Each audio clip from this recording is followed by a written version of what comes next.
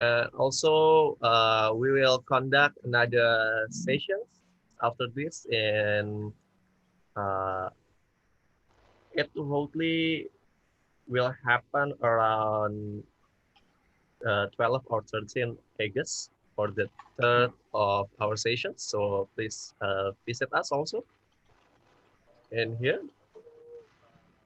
And okay, and then there are another sound I need to put. Yes, so it's already live, and we will starting in 5 minutes after some of the attendants will came. And this session it will be moderated by Irshad again. Thank you, Irshad. Hello, Irshad. And also there are two panelists that already came. First one is Roy, and the second one is Awaludin. Yeah.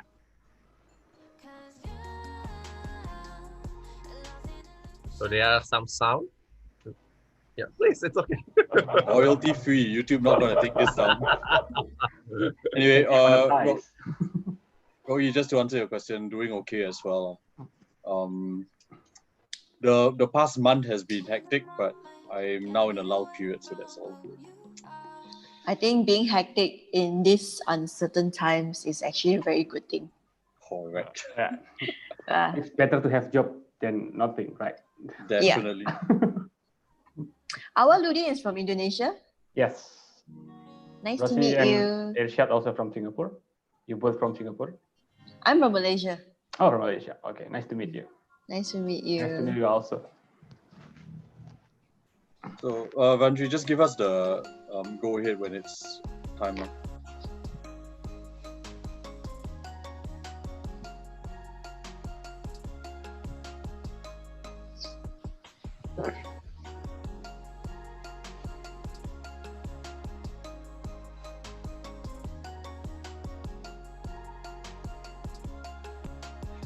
Hi, Daniel.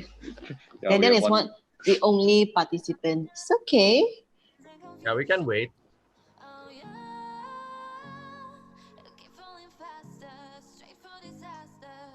Who is Daniel? I don't know him yet.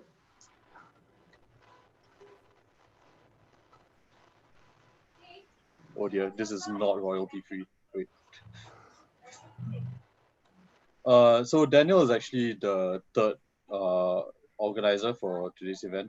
So he's from Malaysia as well. Oh. He runs a social enterprise called Native.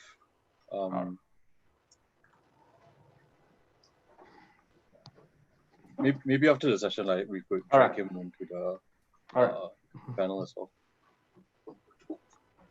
Actually, so Ludin, the only things I know about you are on your LinkedIn as well as like the stuff that I've read online as well for Timba. But just gonna dig into a little bit about what you're doing right now as well, because I'm not sure whether the website is telling the full story also. Rocky, ask you, should I be introducing you as like the founder of Safe Space, or should I be introducing you as the founder of Project Naked? Both. Okay, so both Safe Space as well as Project Naked. All right. Yeah. I like how I'm asking this like while we're currently being streamed on YouTube, but it's fine. All good. It's chill. Just gonna be a casual conversation, right? Like you said. Yeah. No. Casual conversation. Yeah.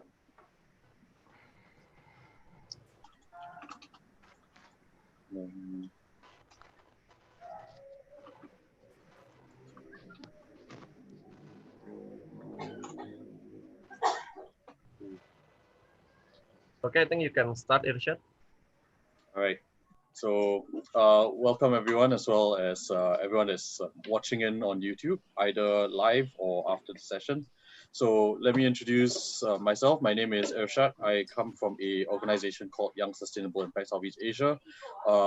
This initiative called Ordinary People Achieving Impact is a collaboration between myself, Ivandri, as well as Daniel, all of whom we kind of met together during the Changemaker Exchange program in 2019 in Hangzhou, China. So today, we are joined by two very, very special guests. We have Awaluddin from Indonesia and Rocky from Malaysia. So okay, how should we order you guys? Like, okay, so you know what? I'll just introduce you guys, and then like I'll Yep. just throw out the question, and whoever Yeah. feels comfortable answering, just hop Just on make it right ahead. visual. Yep. Okay, so Awaluddin is the founder of Timba, and Rocky is the founder of Project Naked as well as Safe Space. So rather than me giving the introduction about them, I want to throw the question to you guys actually to give us an introduction on the work that you do, and yeah, like the journey behind like how you got about doing it. So- I think you can go first. Oh, me. Okay, first. You should mention the name. Okay. Oh yeah, sorry about that. Like from So I'm here going on first. out, I'm going first. Okay. go ahead. I'm Awaluddin. I'm actually currently managing a social enterprise called Timba. Basically, we work on art and crafting industry in Indonesia. Basically, we call it as a collaboration space. We make it a community maker space to connect local artisan with designers, with people, and encourage them to make product from waste. The background why I initiated this actually in 2014 after I finished my voluntary project in one of remote area in Indonesia. I met a lot of traditional craftsmen who did a lot of beautiful craftsmanship working especially on wood. And I'm basically coming from a carpenter family where my dad and my grandfather is carpenter. I'm interested to do that also. So before I initiated Timba, actually the beginning is I try to learn. I want to learn the craftsman and woodworking skill from this craftsman. But after interacting a lot with a lot of artisan and craftsmen in Indonesia, I found interesting story that I can find. I can tailor it into a brand and make it like giving more economic value added to the craftsman and for me also. So instead of making the arts and crafts myself, I try to collaborate and connect all these craftsmen and encourage them to open their workshop and space and invite people to make the things with them together with them. So they have the interaction, they can learn the skills instead of getting the product delivered to you directly as a final product. You learn and experience the process. So you have more, you appreciate more the product you have. That's the mission. What else? I think that's the basic idea of why I initiated Timba. Thanks so much Wow. for sharing. Rocky, what about you? So basically, I started Project Naked back in 2018. Project Naked is basically a personal project of mine, wanting to share my own personal story of dealing with an autoimmune condition, which is also a skin condition by itself called psoriasis. So I have been dealing with psoriasis since the age of 14. And because the condition is very physical, like you can see on my forehead, it's like a patch of red color. So I've been spending a long time like hiding and feeling depressed and alone. So finally, at the age of 24, I started Project Naked to raise awareness for psoriasis by sharing my own personal journey. And surprisingly, that it got like kind of like viral because it got featured on newspaper and like multiple interviews, television and magazines and stuff. And by then I got quite a lot of traction, and because of that, I got to be in touch with a lot of people who are also struggling with skin condition online as well. And then I realized that actually we need a lot of support. So I created Safe Space as a follow-up project for Project Naked. So Safe Space is actually a platform for people with skin condition to support each other, like organizing like support group gathering, like connecting with each other, this and that.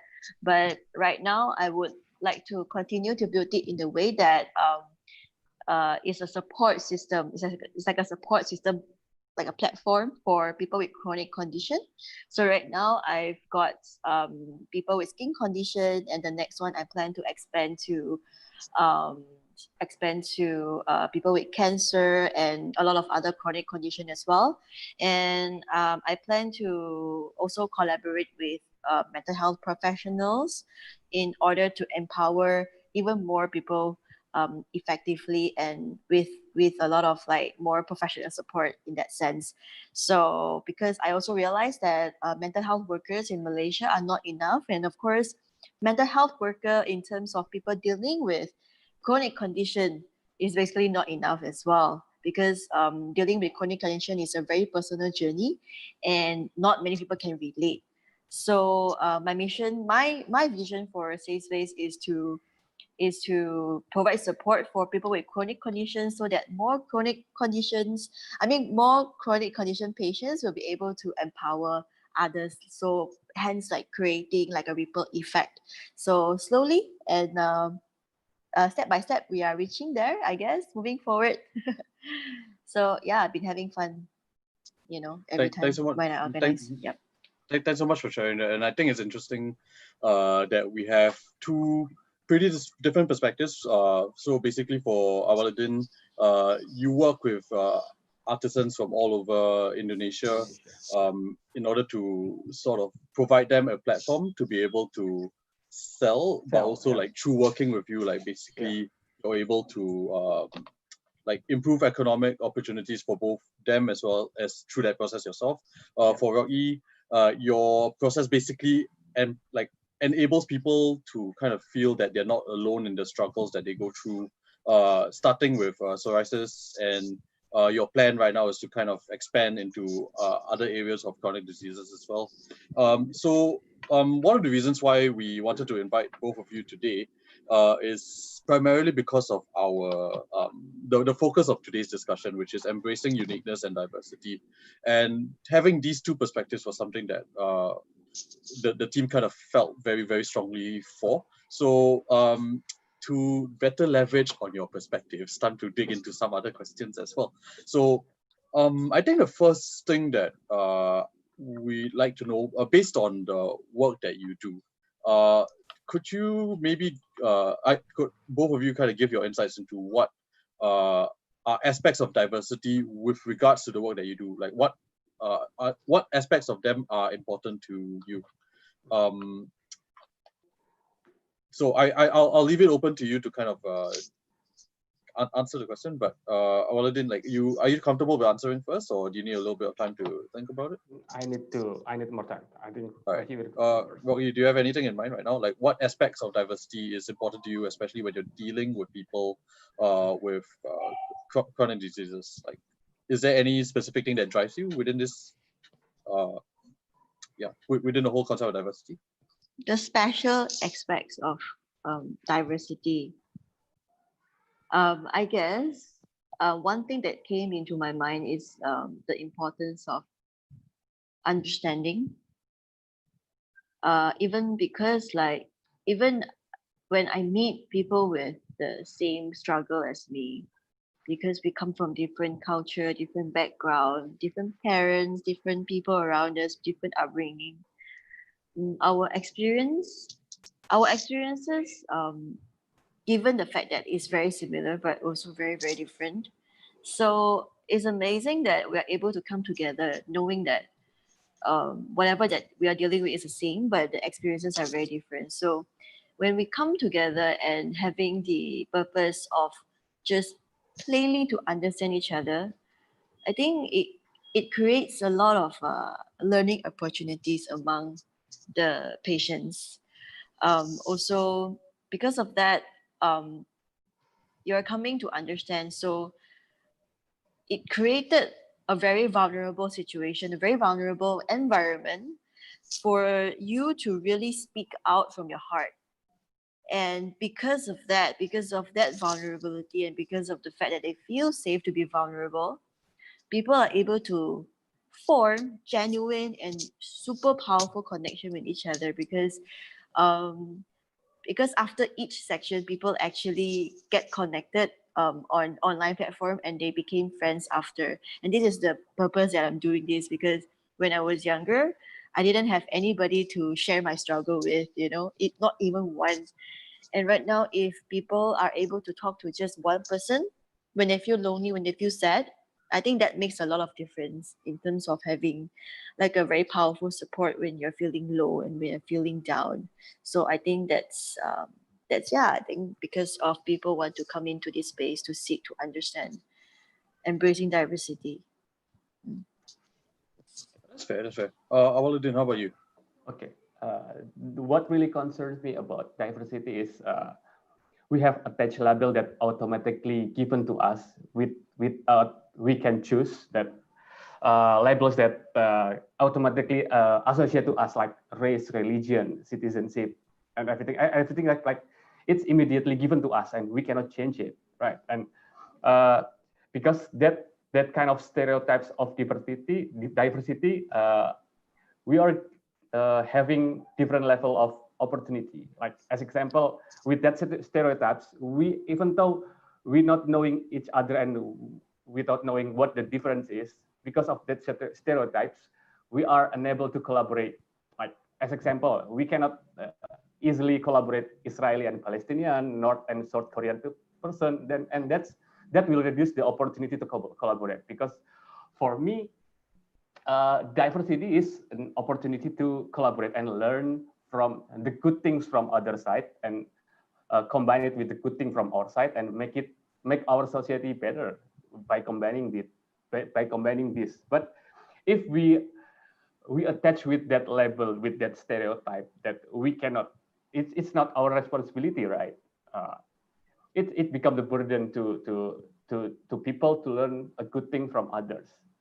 I think that's really the concern. And I experienced myself how opportunity changed my life, because I'm coming from rural area, and then my family is not have really privilege to access an education, and I have an opportunity and having a scholarship. I get the information to have scholarship to continue to university degree, and that really changed my life because that because of that opportunity, I can meet another people from different background, different culture, and everything, and I learned a lot, and probably then that increasing the possibility to collaborate with them in the future.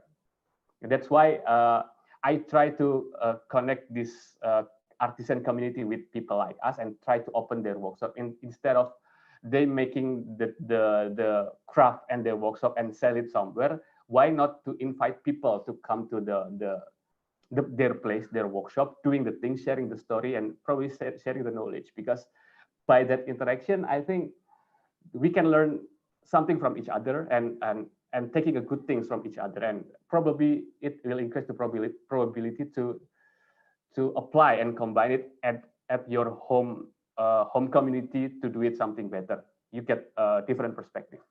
I think that's Understand. So I think the perspectives that both of you kind of provided so far, which I really appreciated, is like more on the macro aspects of like why diversity is kind of important. So I want to use this opportunity to sort of drill down into slightly more specific stories and also add that element of uniqueness into the mix. So were there any specific instances where within both of the contexts in which you work, either working with artisans or working with people with chronic like conditions, like whereby you've met someone that was particularly unique, that wasn't really that easy, or rather, where the situation where you're working with that person wasn't that easy to begin with. Is there a story that you can kind of share? Like, if there isn't, that's fine. But like, is there a short story that you can share whereby there was a very unique situation, there was a very unique person you were working with, where at first the situation was sort of difficult, but over time you kind of saw a particular strength as a result of that uniqueness that was observed. So either with regards to like the many different artisans that you've met, or with regards to the different types of people and the way that they handled their own chronic conditions. Yeah. So. I can go first, maybe. Sure. Okay. one of our first network artisan called we call it Mas Nano. He's coming from Yogyakarta and already worked with art for 9 years, and he went to really different sector of craft. He already going with silver, already working with coconut pit, with ceramics, and finally with woods. And he actually have a unique methodology to create the craft.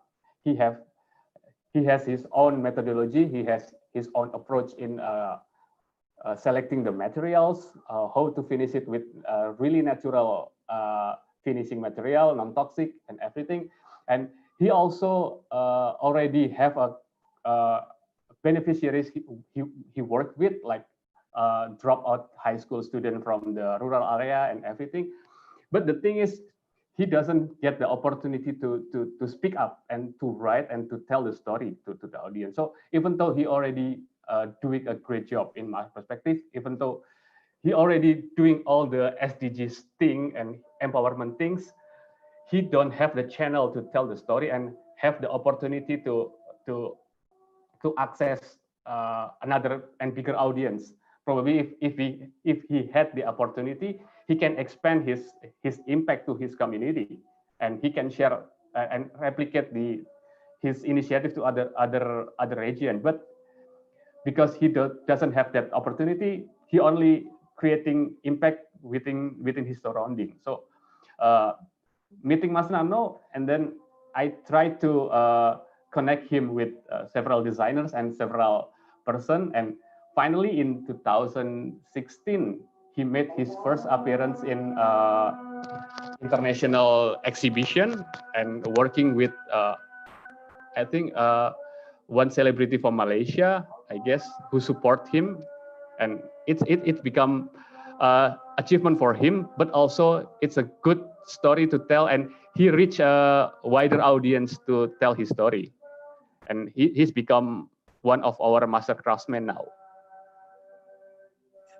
Very nice. Roy, what about you?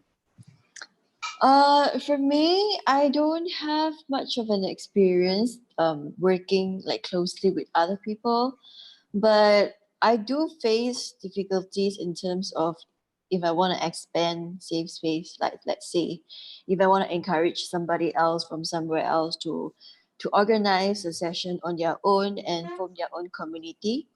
I will be worried because, like I say, because different people come from different culture, different background, and different experiences, and the messages that they carry on themselves and spread across the community is also very, very different.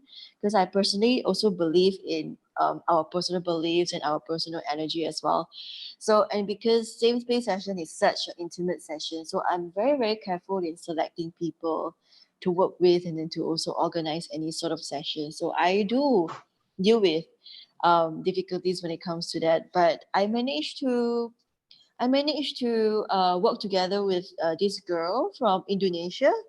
She's actually from Jakarta, and she organized a safe space session in Jakarta, and it went really, really well. And I guess when it comes to that, I think I would just have to really to understand that really everybody is different, but at the core of the core purpose of safe space will be achieved when people simply just come together and listen to each other. So that's something that I have to be okay with, and at the same time also admit that it's also not exactly under my control. So I guess I hope that is relatable to your what you're asking for. Actually, I'm curious, like on that point, right? If you don't mind me asking a little bit deeper, what are certain considerations that you have with regards to that initial selectivity? So I understand that the ultimate dream is to basically have and like anyone be able to have that ability to create a safe space, but there has to be a reason behind that initial selectivity. Like, could you go into the thought process behind that? I like that question because it can be very difficult to talk about. Because when it comes to people with dealing with chronic condition, right? Because it is something that perhaps a lot of people don't have control over. Like when it comes to psoriasis, a lot of people are still treating it as a condition where we have no control over that. There's nothing that we can do to make things better. So because of that, people are usually feeling very depressed, feeling very negative. And some people, when they reach out to other people, they just want to lash out. They just want to, in a sense where lashing out is not a negative thing. It's more of like they are looking for a space to let out their feelings. So if, as a head organizer of the gathering, if your purpose is to lash out, to express your pain, your negativity, it affect the whole group, because everybody will just be very negative. Because personally, I've tried it before. I was the one who I needed a space to relate, needed a space to express my pain. But after that, when personally I've moved on from that phase, um, after that, the the sessions that I organized after was was focused on a purpose to provide a platform for people to share and to encourage each other. And when it comes to sharing circle, is that the it depends on the person who kickstart the sharing circle. So the deeper you go, the deeper that other people would be able to go as well. And the more negative you are, the other people will be also doing the same thing. So you're actually setting an example for all the other people in the sharing circle. So that is what I'm actually very afraid of. So I'm still working on that, and hopefully I'll be able to, yeah. So interesting. So in this particular case, the key challenge that you're facing is essentially, on the one hand, safe space is supposed to be designed for their inclusivity, for that pure support, for people being able to get the support that they need wherever they are. On the other hand, there is a certain requirement for the person that is kind of coordinating this whole thing to have a certain or rather, like in the case that you kind of brought up, like they shouldn't have a particular quality if they want to be the one that's coordinating the session. But they like that's not to say that like people who have that negativity are like pushed away from the session. It's just that there needs to be a certain quality if you kind of want to bring other people together in order to have that safe space. Okay. Yeah, thank you for putting it together. Hey, it's my job. Anyway, and then okay, so Awaludin, like so the initial question I wanted to ask the both of you, which Rocky kind of answered a little bit through the response that she gave me in that previous question. So I wanted to talk about what you kind of think about with regards to ordinary people and how you would define them creating impact. I'm going to tweak the question a little bit to kind of have a slightly more direct context to you. So in your particular case, you deal with a wide range of artisans, and it's one of those cases where it's pretty much a partnership, because on the one hand, you provide a platform and you provide a certain degree of branding, but at the same time, you're working together with many different groups of people. So two questions. So first of all, like how do these individual groups of people, what is your idea of them being able to create impact within the ecosystem that you're making? And actually, you know what? Like, I'll ask the other question later on just to kind of follow up on that. Okay. Okay. So the people I work with, especially the artisan, they're already creating impact and make all the things before I was there. So they already have the skill to make things. They already have the community they work with, and I just tailor it together and try to give insight for them by connecting with the real customer, with the designers, or to connect them with the marketer who know the market demand. So basically, they already do something. I just need to improve their work and try to. I have a background in engineering and design too, so I have my own purpose to make my design. I need them to realize my design. I only have ability to design, but I have no capability to own production. So I have to engage them to make my product come to real. So before that, they're already creating impact. I just tailoring them. So related to the question,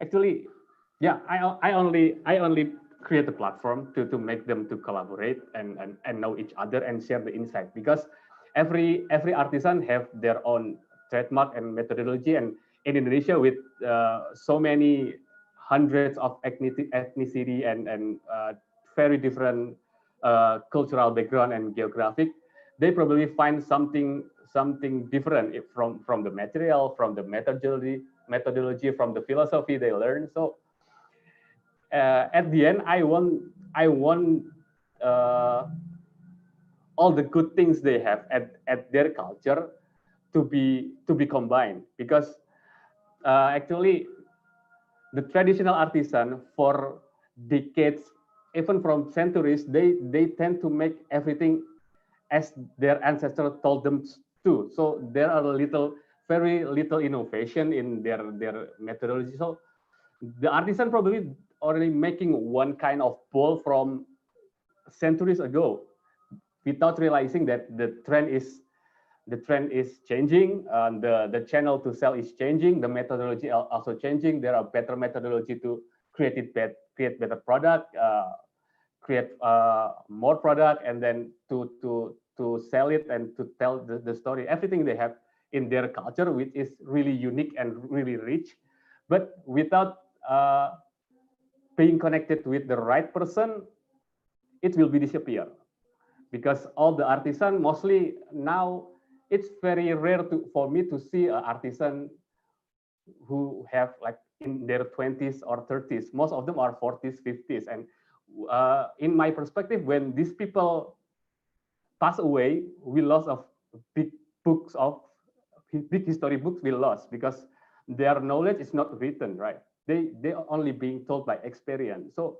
by connecting these people, I think there will be in my language will be encyclopedia of artisan and craftsmen in Indonesia. I hope like that. Interesting. So the main point that kind of sticks out for me is that by continuing their craft and by basically doing the work that they do, Yeah. they are the ones that are basically already making an impact by creating, by making sure that the art and the craft is kept alive. And in a sense, your role in it is basically to just provide them that space and that opportunity to make sure that they will continue being able to do so, not just from a livelihood perspective, but also Yeah. to make sure that the stories continue to live, but also they will be able to, through their own ways, Yeah. like be able to innovate on their craft as well, while maintaining that very strong heritage behind it. So that's very cool. But I want to take a note, because Sure. uh, uh, why this community of artisan is disappearing, because they cannot meet the market demand from now. That's why I connect them with the marketer, with the potential future customer for them. So Mm. then the skills and the knowledge will be more appealing to a person like millennials, I can say, where when people in the young age appeal and attracted to the product, it will create demand. And at the end of the day, if we cannot provide a good livelihood, or there are no market or demand for that product, everything will be disappear, right? How good is Yep. it? So I mean, that's the point. at the end of the day, it sounds like a team effort, lah. Like the platform Yeah. cannot exist without the artisans, and the artisans, not say they cannot exist without the platforms, but the platform surely helps quite Yeah. a bit, lah. It will accelerate. I wish. Fingers crossed. Like I'm confident that it will be able to do so. All right. So I'm going to ask a couple more questions on my side, and then we'll be going on to the audience questions. We have two of them, so I'll be. You guys can look at the audience questions while Yeah. while this is going on, like trying to think about your responses. In the meantime, I do want to ask a little bit more about okay, so this is something that we did go into for the previous session that I'm actually curious to know your perspectives on. It's also going to be a question that I'll be asking for like all the different talks later on, just to kind of see all the different perspectives about this. But I was curious as to whether or not beyond your direct beneficiaries, or like beyond the people that you work with directly, do you feel that people around us, or like people in general, are inherently looking to create an impact? So this question, like the way that you want to answer, like it really is up to you in the sense that if you want to talk about it in terms of people looking at the benefactors that you are working with, or if you are thinking it more in terms of like whether people want to do good in general. Like it's really up to you how you want to define the scope over here. But I'm curious as to what your thoughts are with regards to whether people are looking to create impact in general. I think for me, right, I just look at things in a very, very simple way. And I believe that the very nature, I mean, the very essence of human nature is that if we can, in most of the case, we can actually, is that we are our helping people is in our human nature. And I think that when it comes, if you define your results of your action as impact, I would just say that I think it's a very, very natural things to do. Like even when I was organizing like sessions, like in a very intimate sessions, just by being yourselves, just by sharing your story, you're already helping other people. So how if this kind of impact is unable to measure, so does it really count as impact? So personally for me is that like let's say like the fact that I've already like just me being myself, just me posting my own skin condition on my social media. So how do you measure the impact of that? So I think a lot of people, I think right now, because I think we are very, how I put it, like we want to measure everything so that we can show other people, right? So for me, right, I find that kind of stressful because like not everything that you do is able to be shown. Like for example, if you picked up a trash from the floor, yeah, you're already helping the world to become cleaner. So how do you measure that? Like what does it matter? Like the numbers represent the magnitude of your action and your intention. You know what I mean? So I think that's all I want to say. Sure. But I think the main thing that I gleaned from your answer is that like on a fundamental level, like people are looking to do good. You have certain concerns about like how to like when people have that desire to also measure as well as like to kind of know that they're doing good. But like I think fundamentally like your perspective on it is that people want to do good lah. Okay, that sounds good. Avaluddin, how about you? Okay, I think as Rosie said, it's a human nature for us to show and to prove ourselves to others. And humankind is a social organism, right? We cannot live without other person being us. And by connecting ourselves with others, it makes for me it's about creating impact, even though it's negative or positive. Making people jealous is creating impact also, right? So it's a human nature to us when we connect with other person or with other things, even with the nature and with everything. We tend to create impact because what can I say? We need to prove ourselves to others, right? When we connect with others, we want to prove everything to others. Even with the nature, it's about creating impact, right? Even though it's small, even though it's the impact of jealous only creating pride for ourselves, it's already creating impact, even though it's negative, right? So it's a human nature to create impact for others. When we try to connect with others, we try to impact each other, creating impact to each other. I think that's the point. Interesting. So you're not necessarily ascribing a certain morality to it, and rather, like it is kind of human. Like in your view, it's kind of human nature to desire some sort of a, not say action reaction relationship, but to basically desire some sort of effect when like we do something within the world. Yeah. When we go beyond ourselves, we try to create impact. That's the point, I think. Yeah. Alrighty. So my last question has Rocky, you unmuted for yourself. Like, do you want to respond a bit or like is? Oh no. Okay. Just getting ready to answer your question. Just getting ready.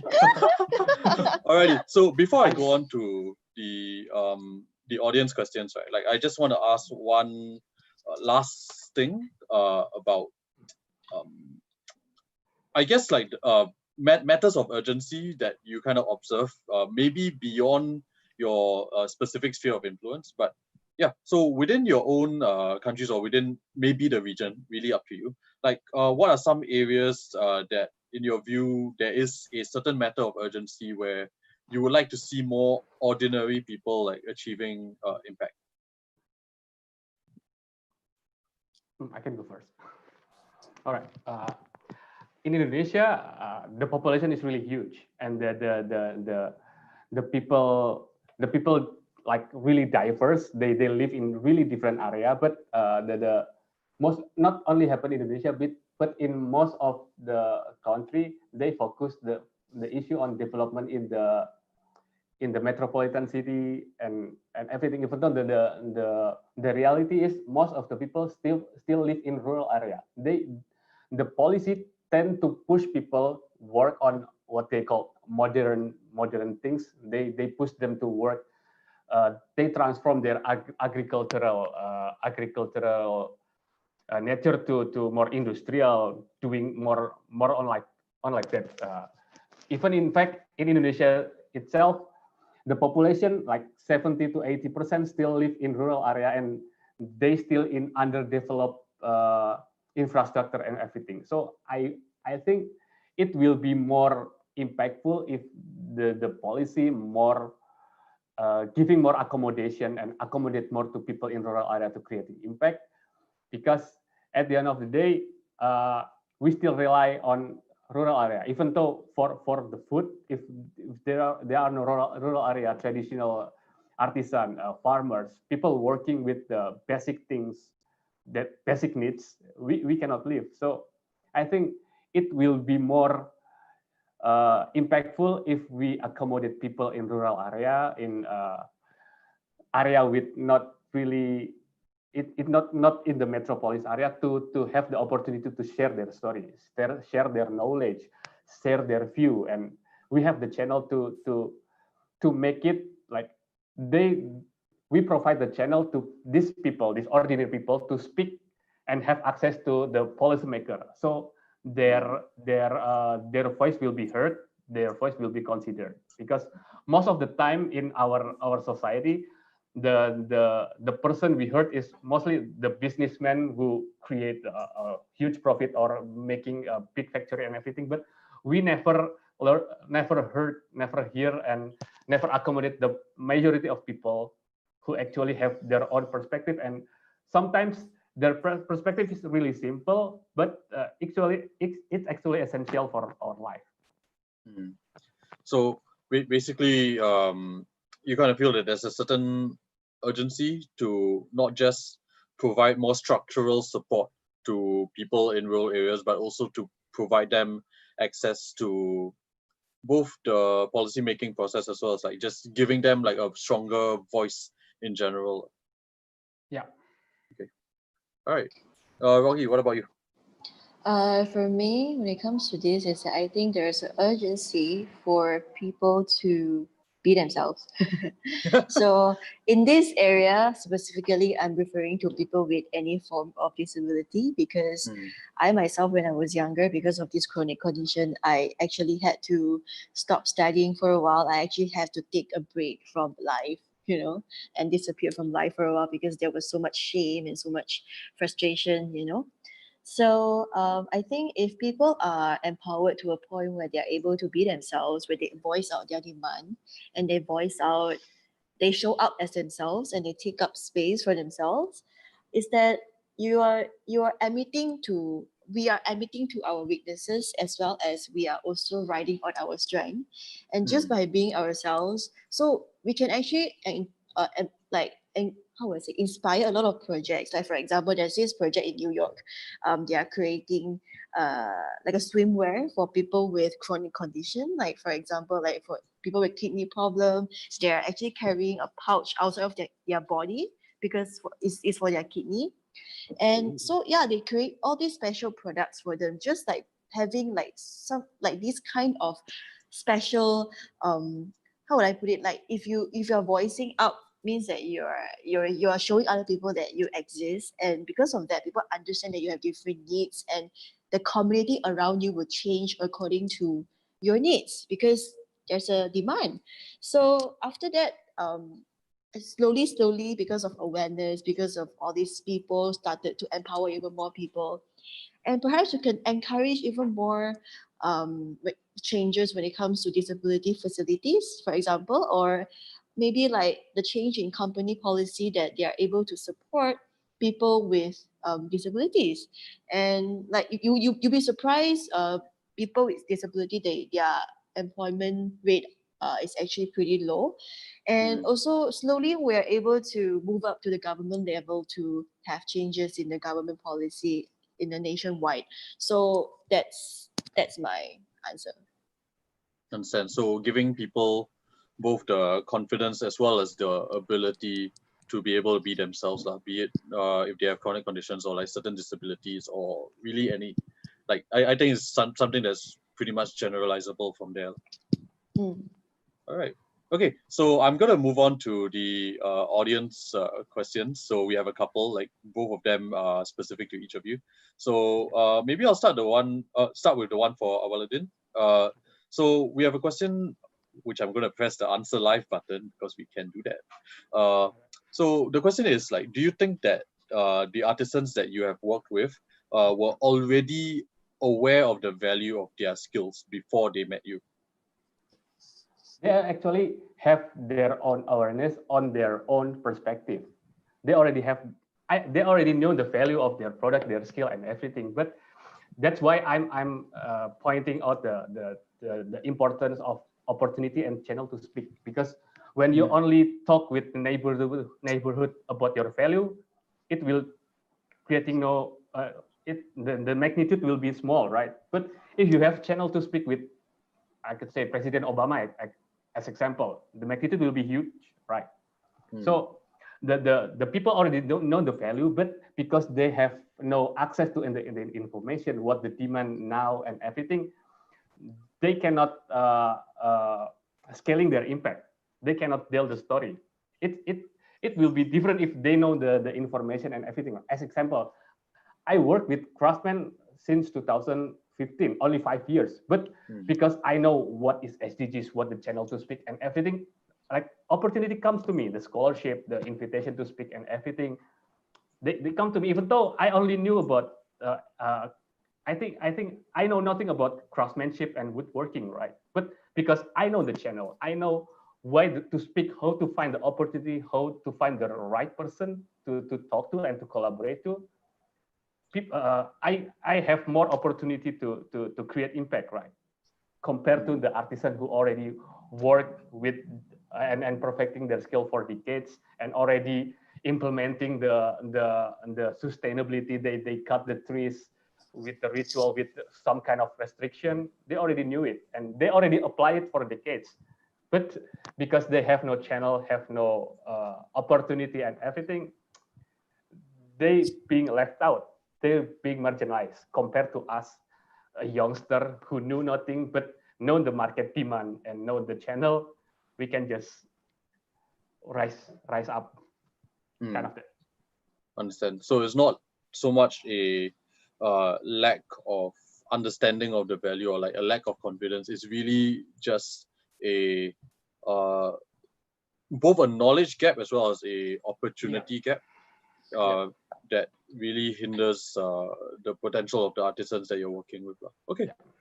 That's why I try to like encourage the collaboration, like intergeneration. You know, the artisan is in the 50s, the market and the person millennial with their 20s. I think when they meet, they speak.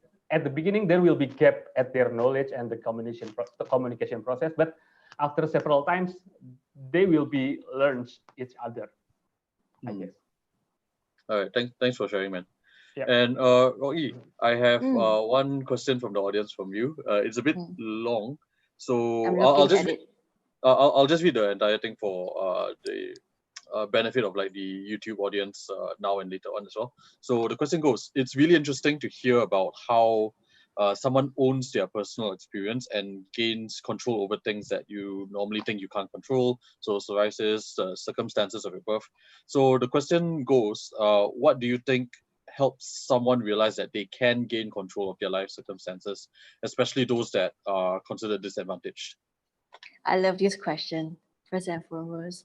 But I think we can all agree that, to be honest, whether or not you struggle with a chronic condition, we can all agree that there are certain things in life that we cannot control, including like the condition that I have right now. So I think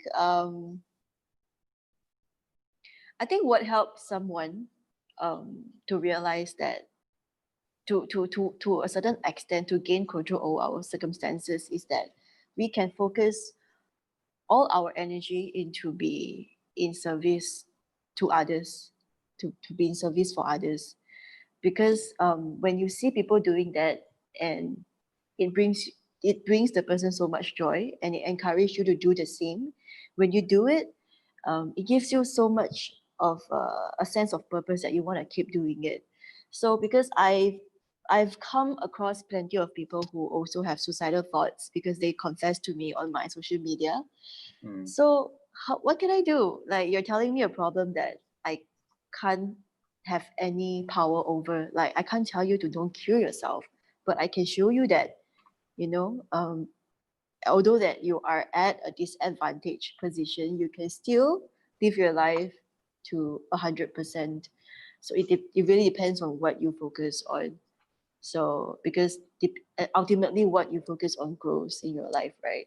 So I hope that answers the question.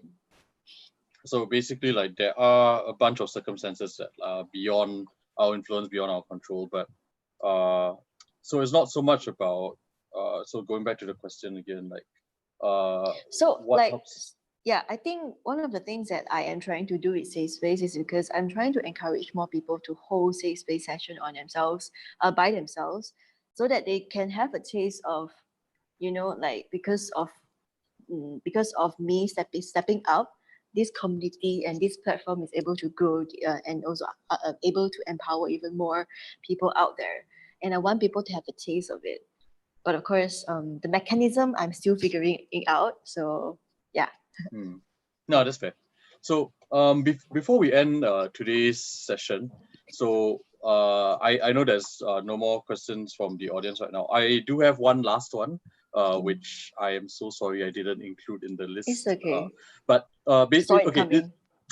it is super like easy question, all things considered. So one of the things that we are intending to achieve with this series is really to gain your perspectives, as well as like to create a toolkit of sorts. One of the things that has come up last week, which I think would be something that we will continue to ask as the weeks go along, because we are in the business of change making, and because we are people that think about impact quite a bit. With regards to things that you have read, or things that you have listened to, or any form of media that you have consumed, uh, regarding giving you more insight into impact or change making, is there any that you would like to recommend to the audience, or to basically anyone that might be going through the toolkit that we'll be creating? It I could think really when just be okay, yeah, go ahead. Yeah, I think when it comes to like ultimately thinking of coming into the social change scene, and I think one of the most important things that people should consider is that like every one of us come with a story, and because of your story, your impact will be different, and the things that you choose to focus on will be different, and it's okay because nobody is able to do everything on themselves, by themselves. So yeah, to really understand your uniqueness and your because of diversity, and appreciate your weaknesses and strength, and hence you'll be able to support this like collective transformation by itself by playing your part. Yeah, that's what I'm trying to say, I think. Do you get Understand. what I say? So basically, like, it's not about like the specific things that you're reading, but more about like that mindset that like everyone's change making story is going to be different, and it really is something that's going to be strengthened by you looking inwards as well. Yeah. Yeah, I guess so. I think that's an interesting answer. Definitely not someone I've heard before. It's But not from somewhere I read. It's just my personal opinion. I'm so sorry. no, I mean it doesn't have to be from somewhere you read. It's fine. Yeah. But yeah, Awaludin, like do Yeah. you have a specific form of media or like any recommendations that you have for people? Like what you to- say, we play our part, and not everyone can do all the parts. So the key point is we can solve the problem by collaborate. I think that's the point. Okay, understand. Yeah. All right, guys. And any last things that you want to mention to the audience, like anything on your mind or anything you want to plug? No, All I'm right. blank. Rogi, how about you? Huh? Live your life. Be yourself. You can. You're powerful. Love it. All right, guys. So yeah, thanks so much for like that conversation. I really enjoyed it, and for what it's worth, like I do really admire the work that both of you do. Even though you guys are basically impacting very different people, like there's still a certain beauty associated with like kind of bringing people together in the different ways that you do. So I thank both of you for your time. And yeah, that was a good conversation. Thanks so much. Yeah. Thank you you so much. too. See you at the other time. Yep. All right. Okay. Vanji, do you want to stop the streaming first?